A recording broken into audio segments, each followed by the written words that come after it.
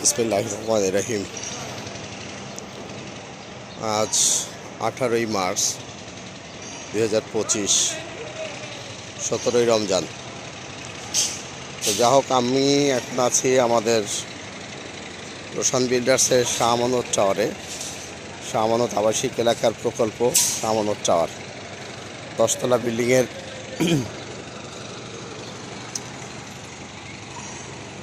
কাজ আমাদের আগেই আরম্ভ হয়েছে। তাই এক্ষেত্রে আমরা প্রথম ছাদের একটা অ্যারেঞ্জমেন্টে আসছি। প্রথম ছাদের অ্যারেঞ্জমেন্টের এই পর্যায়ে ছাদে রড বাইন্ডিংয়ের কাজ চলছে। আপনারা নিশ্চয়ই জানেন যে এটি একটি 8 কাঠা জায়গার উপরে নির্মিত 10তলা বিল্ডিং। অনেক বড় ছাদ, অনেক বড়।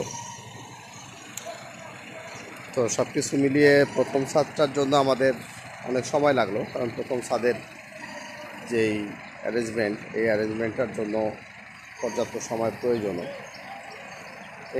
এ পর্যায়ে আমাদের রড বাইন্ডিংয়ের কাজ শেষের পথে। আজকেই আশা করছি রড বাইন্ডিংয়ের কাজ শেষ হয়ে যাবে।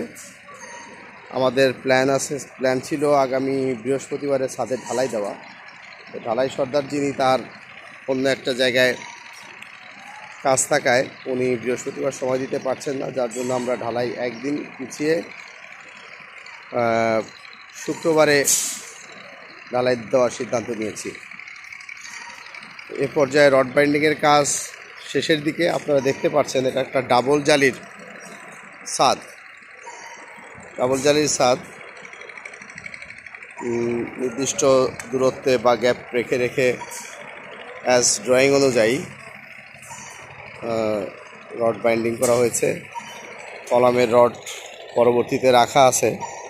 আমরা চেষ্টা করব রোজার ভিতরেই, অর্থাৎ ঈদের আগেই কলামের কাজগুলো যথাসম্ভব শেষ করতে। নির্ধারিত সময়ের মধ্যে কাজ করার জন্য যারা মিস্ত্রি আছে, কন্ট্রাক্টর, সুপারভাইজার, ইঞ্জিনিয়ার এবং আমরা অফিসের কর্মকর্তারাও যথাযথ তদারকির ভিতর থেকে নির্ধারিত সময়ের মধ্যে কাজ শেষ করার জন্য চেষ্টা করছি। আশা করছি আগামী শুক্রবারে ছাদ ঢালাই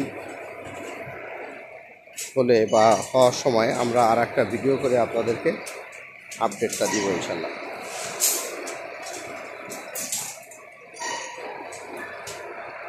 উত্তর থেকে দক্ষিণ অনেকটা জায়গা, অনেক জায়গা,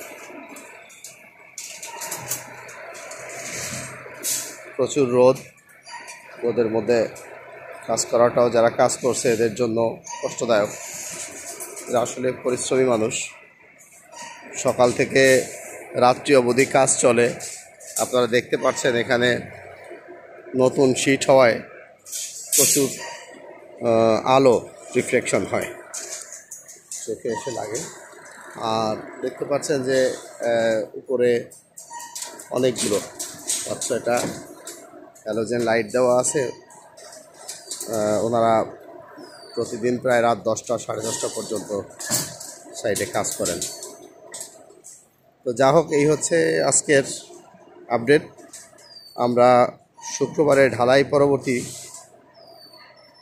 বা ঢালাইয়ের সময় আর একটি আপডেট আপনাদেরকে আমরা দেওয়ার চেষ্টা করবো ইনশাল্লাহ। ধন্যবাদ।